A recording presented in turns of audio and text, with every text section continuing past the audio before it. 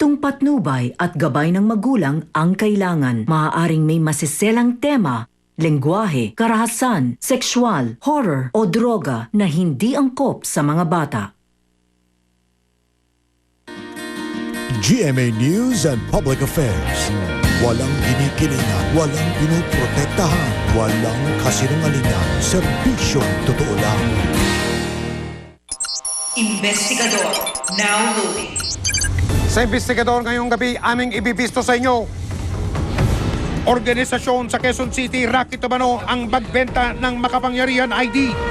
Pag naging miyembro ka o naging agent ka, merong mga special project like yung sa disaster, yung pag may bagyo, kung nagpa-reserve ka ng ticket, ipe-present mo lang yung ID at saka yung badge. Yung, bibigyan ka na doon ng malaking discount.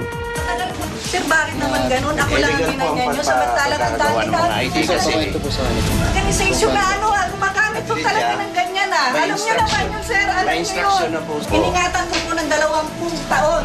Tapos ganyan ang ginawa ninyo sa akin. Ang laki yung naitulong ko sa PNP. Acting Hepe ng Pulis sa San Ildefonso, Bulacan.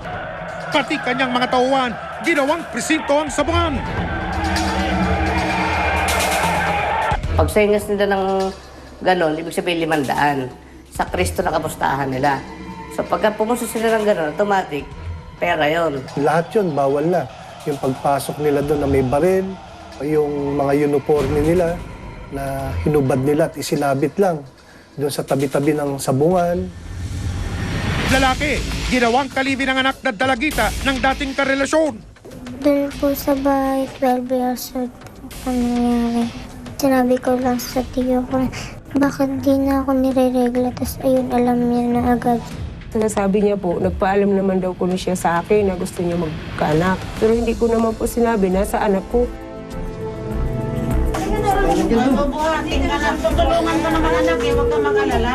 Tutulungan ka naman namin eh. Tulungan ka na.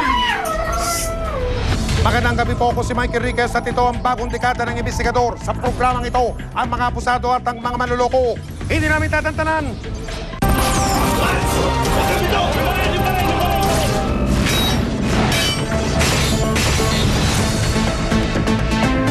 Aboridong ina, iniwan ang kanyang kalibin para pagbalingan ang kanyang 13 taong gulang na anak. Para sa'yo to, para sa kanya. Lumayo ka na. Isang batang nagmamaktol na hindi maawat sa pag-iyak. Usapin ka lang. Usapin ka nga lang. Doon po sa bahay, 12 years old po nangyari. Sinabi ko lang sa tiyo ko, bakit di na ako nire-regla? Tapos ayun, alam niya na agad. Ano nga kaya ang dinaramdam ng dalagita? Tutulungan anak, ha?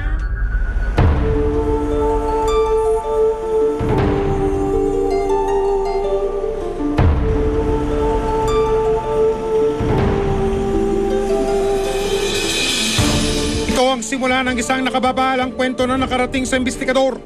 Kasi po yung anak ko lagi lang natutulog. Tapos mainit po lagi yung ulo. Yung ulo ng anak ko. Sabi ko, ano ba nangyayari sa'yo? Tapos yung pinapalo ko na kasi ayaw nga po makinig. Labis daw nag-aalala ang itinago namin sa pangalang Julieta sa kalagayan ng 13 taong gulang na anak na si Joyce. Hindi niya rin tunay na pangalan. Yung anak ko po, yun po ang ano ko. Gusto ko na makasama po ulit. Dahil masela ng issue, itatago namin ang pagkatao ng lahat ng may kaugnayan sa kasong ito. Sa pakikipag-ugnayan ng Investigador kay Julieta, napag-alaman namin ang nawawalang si Joyce, karelasyon na raw pala ngayon ng kinakasama ni Julieta, na itatago naman natin sa pangalang Rudy. Si Rudy ang 48 taong gulang na amain ng bata. Yung anak ko po, iyak nang iyak siya. Na gusto daw sumama doon sa tiyo niya. Sabi ko, mamili ka. Ano bang pagsama mo? Ako o tiyo niya? Tiyo mo. Sabi niya po, tiyo daw niya kasi doon daw siya, may pangarap daw na paaralin daw po siya uli. Ganon, hindi daw siya pababayaan. Sobrang sakit.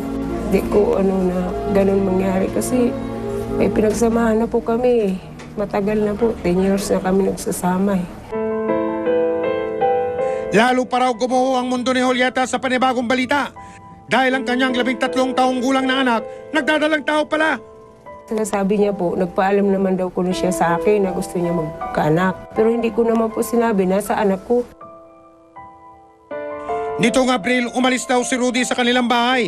Pero ilang araw lang ang nakaraan, sinundo raw ni Rudy si Joyce at isinama ang bata sa ibang lugar. Wala din po akong hanap buhay na siguro na maalagaan ko po siya hanggang sa makapanganak. Kaya yun po ang ginawa ko, na pinasama ko po siya doon. Kasi nagsabi naman yung asawa ko, hindi naman daw po niya kami pababayaan. Dahil menor de edad ang nalalagay sa panganib, agad umaksyon ng investigador. Inisa-isa namin ang mga lugar na posibleng pagtaguan ni Rudy kay Joyce. Ilang araw din kaming nagmanman sa kanilang lugar. Pero bigo kami sa aming pakay. Saan kaya itinago ng kanyang amain ang nawawalang dalagita?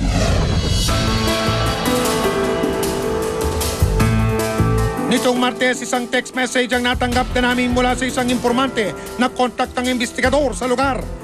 Nakita ko po, nagpunta po doon eh. Alam ko po, tumakas po yun eh. Ayon sa kanya, nakita raw niya ang makyuhin na pumunta sa bahay ni na Julieta nito lamang Lunes ng gabi. Nagmamalasakit lang daw si Gina. Hindi niya rin tunay na pangalan sa sinapit ni Joyce sa kamay ng kanyang amain. Pumapasok sa eskwelahan, tapos naglalaro-laro lang. Ngayon, yun nga po, nabalitaan ko na ganun. Parang naawa din po talaga ako din sa bata. Pero tila nagdalawang isip na si Julieta na ituloy pa ang reklamo laban sa dating kinakasama. Hindi man desidido si Julieta na ituloy ang kaso laban sa dating kinakasama, hindi na pinalampas ng investigador ang natanggap na balita. Tumulak ang aming team sa tanggapan ng Social Welfare and Development Office o CSWD at Women's and Children's Protection Desk o WCPD sa lungsod ng Valenzuela. Dito rin daw unang nakablatter ang pagkawala ni Joyce.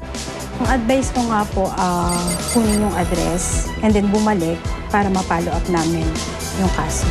So hindi na po bumalik si mother. Sa ganitong pagkakataon, pinahihintulutan ng batas ang pakikisangkot ng pamahalaan at baging na mga mamamayang nagmamalasakit para mapangalagaan ang kapakanan ng mga menor de edad tulad ni Joyce. Kaya naman kasama ang kamaninang lungsod, isang rescue operation ang ikinasa ng grupo para iligtas ang menor de edad na si Joyce at pagbayarin sa batas ang kanyang amain. Ito po yung kukunin natin, yung bata. Ay, buntis na daw po ito, 6 months na yata. Nakayong lalaki, siyempre. Nakayong lalaki. Matapos maganda ang grupo, bumiyahe kami sa tinutuluyang bahay ni Julieta. Matagpuan pa kaya ang nawawalang dalagita o mawala na lang sila ulit ng kanyang amain na parang bula? Susunod, amang lumapas tangan sa anak ng kinakasama. Matimbuk kaya ng mga otoridad. Tutulungan ka naman anak eh, huwag ka mag-alala. Tutulungan ka naman namin eh. Tulungan ka na.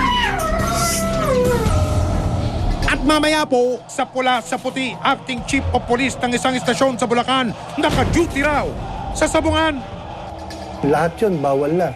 Yung pagpasok nila doon na may baril, yung mga uniforme nila na hinubad nila at isinabit lang doon sa tabi-tabi ng sabungan,